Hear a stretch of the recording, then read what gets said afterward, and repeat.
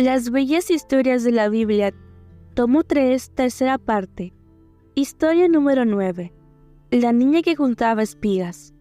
Esta historia se basa en el libro de Ruth, capítulo 1 al capítulo 4. En medio de los días tristes y oscuros, en que Israel era gobernado por los jueces, surge una de las historias más hermosas que se hayan contado. Se trata de una jovencita llamada Ruth, nacida entre los moabitas, antiguos enemigos de Israel. Supongo que desde niña solo había escuchado hablar mal de los israelitas y de no haber conocido a Noemí, se había quedado con esa impresión. Noemí era la madre de dos muchachos de más o menos la edad de Ruth. Uno de ellos se llamaba Mahlón y el otro Quilión. El padre de los niños se llamaba Elimelec, y los cuatro habían venido desde Belén hasta Moab para escapar del hambre que reinaba en su propio país. Después de la muerte de Elimelec, Ruth y Mahlón se enamoraron y se casaron, y una amiga de Ruth llamada Orfa se casó con Quilión. Los 5 eran muy felices, porque Noemí era una suegra sumamente bondadosa. Ella quería mucho a sus nueras, y ellas a su vez también amaban a Noemí. Dado que era una mujer piadosa, sin duda se entristeció cuando sus hijos se casaron con niñas paganas, pero se propuso hacer todo lo posible para guiarlas al amor del Dios de Israel. Aprovechaba toda oportunidad que se le presentaba para hablarles del amor de Dios y contarles las historias que había escuchado de sus antepasados.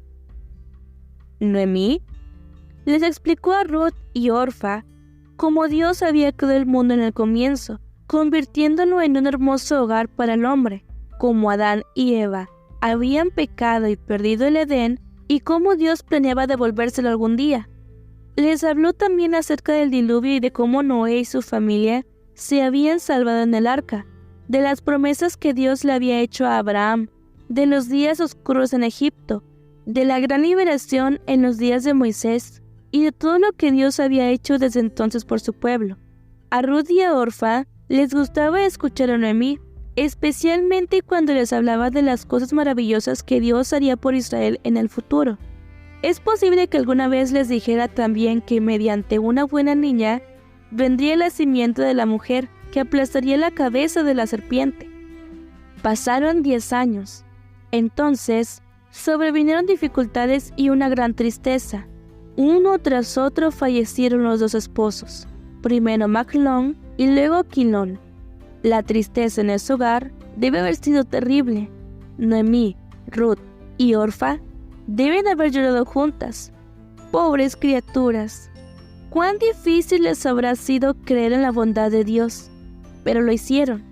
Entonces, la valiente Noemí decidió volver a su antiguo hogar en Belén, y las 2 nueras resolvieron acompañarla. No obstante, en el camino, Noemí se preguntó si hacía bien en sacarla de su propio país. Quizás sería mejor si ellas volvían con sus madres. Miren, vuelva cada uno a la casa de su madre, les dijo bondadosamente.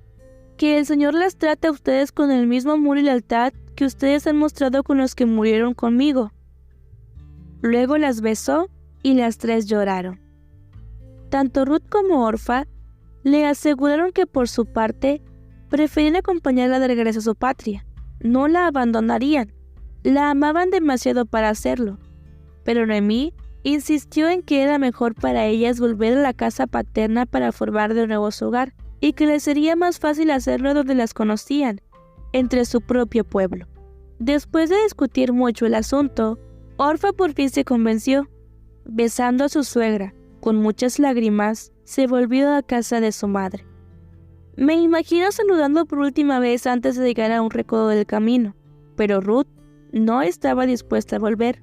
En cambio le dijo a Noemí: no insistas en que te abandone o en que me separe de ti, porque iré donde tú vayas y viviré donde tú vivas. Tu pueblo será mi pueblo y tu Dios será mi Dios. De manera que Noemí y Ruth continuaron juntas, recorriendo a pie lentamente y con el corazón afligido, la senda áspera y empinada que conducía a Belén. Cuando por fin llegaron a la antigua aldea se produjo un gran alboroto. «¡Noemí ha vuelto!», exclamaba la gente. agolpándose a su alrededor para escuchar las noticias que traían de la tierra de Moab. «Pero, ¿dónde está tu esposo?», le preguntaron.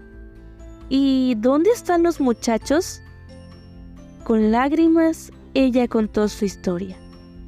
«Me fui con las manos llenas, pero el Señor me ha hecho volver sin nada». Afortunadamente, había comenzado la cosecha de cebada, de manera que iba trabajo y alimento. Enseguida, Ruth se ofreció para ir a los campos y espigar con las otras jóvenes de la aldea. En aquellos días, las espigas de cereal se cortaban y se juntaban a mano, y lo que dejaban los segadores era recogido por las espigadoras. Cierto día en que Ruth se llevaba muy atareada con trabajo, llegó Boaz, el dueño del campo, y al ver que entre sus espigadoras había una joven forastera, se detuvo para averiguar quién era. El encargado le contestó: «Es una joven moabita que volvió de la tierra de Moab con Noemí». Boaz se interesó en ella. Tenía deseos de conocerla, especialmente en vista de que Noemí era parienta suya. Llamando a Ruth, le dijo que se había enterado de la bondad que ella había manifestado hacia Noemí y de su decisión de abandonar su propia tierra para venir a vivir entre extraños. «Que el Señor te recompense por lo que has hecho, que el Señor, Dios de Israel, bajo cuyas alas has venido a refugiarte, te lo pague con creces». Con una amable sonrisa, Ruth le agradeció sus palabras bondadosas, algo que complació a Boaz, quien le pidió a los segadores de su campo que dejaran caer algunas espigas como al descuido, con el fin de que Ruth las recogiera y dispusiera así de más grano para llevarla a Noemí. Con el transcurso de los días, Boaz y Ruth comenzaron a verse más a menudo, hasta que finalmente se celebró una boda en Belén. Esa boda habrá causado verdadera sensación en el pueblo, porque Boaz era un hombre muy rico, y Ruth era una joven muy pobre, y además moabita. Los comentarios de la boda habrían seguido durante semanas, y se habría hablado mucho más si con anticipación se hubieran conocido los resultados que traería, porque Ruth y Boaz tuvieron un nieto que llamaron Obed. Obed a su vez tuvo un hijo llamado Isaí, e Isaí tuvo un hijo llamado David.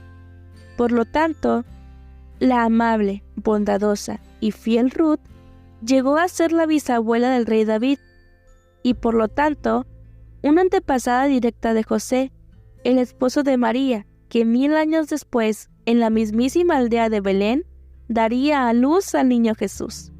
Estoy seguro de que Ruth nunca soñó recibir un honor como este, cuando en la tierra de Moab escuchó a Noemí relatar las maravillosas historias del Dios de Israel, el Dios del cielo y de la tierra. ¿Cuánto se alegrará durante toda la eternidad por haber entregado entonces su corazón al Señor? Nos vemos en la siguiente historia. Dios te bendiga.